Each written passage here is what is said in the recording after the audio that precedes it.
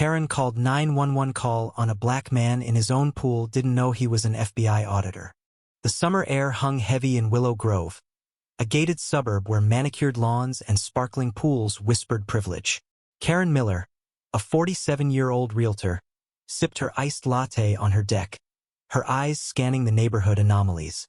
Across the street, the new neighbor's pool gleamed under the sun, but today, a black man swam laps.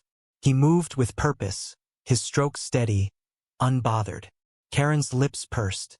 She didn't recognize him. She prided herself on knowing everyone in Willow Grove, and this stranger in a pool that wasn't his set her nerves ablaze. Karen had moved here for safety, for order. Her husband, Greg, was away on business, and she felt the weight of protecting their slice of perfection. She dialed 911. There's an intruder at 1423 Maple Lane. A black man in the pool. I don't know him. Hurry. Her voice quivered, laced with urgency, the kind she'd practiced in her HOA meetings when debating fence heights. Miles Carter, 32, was no intruder. An FBI financial auditor. He'd bought the house months ago, drawn by its mid-century charm and quiet streets. He swam to clear his thoughts after unraveling a local bank's laundering scheme. As he toweled off, 2 police officers approached, radios crackling. "Sir, we got a call about a trespasser. Can you show some ID?" one asked, his hand twitching near his holster. Karen watched from her porch, phone recording, her righteous fury. Miles's calm unnerved her. "My ID's inside. This is my home. Check the records." His voice was steady, but his eyes held a storm. The officers hesitated, caught between protocol and instinct. A crowd gathered, neighbors clutching phones, whispering. "That's Karen again," a teen muttered, rolling her eyes. The tension spiked when Karen marched over, her voice shrill. "He's lying. I've lived here 10 years, and I've never seen him. You need to arrest him now."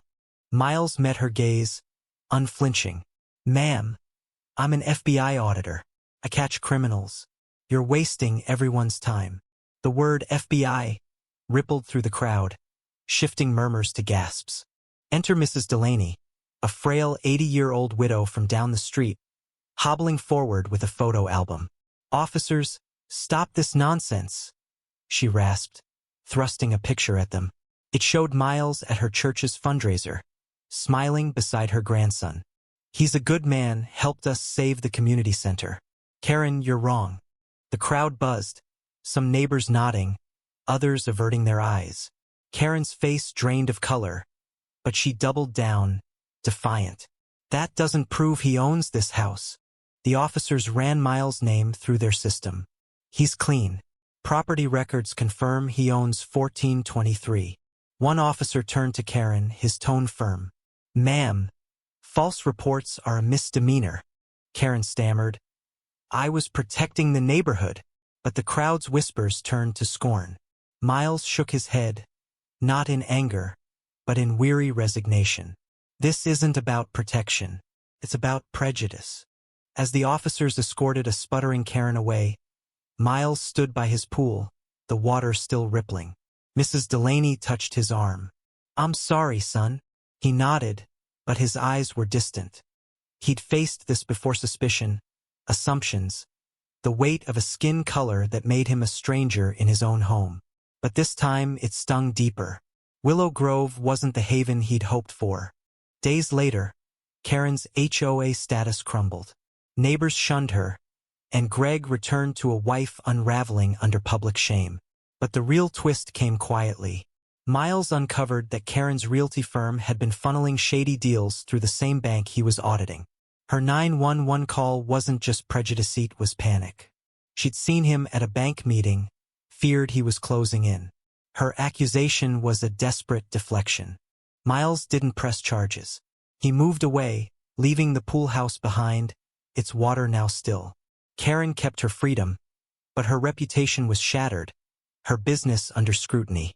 The neighborhood whispered, but no one spoke of justice. The bitter truth lingered.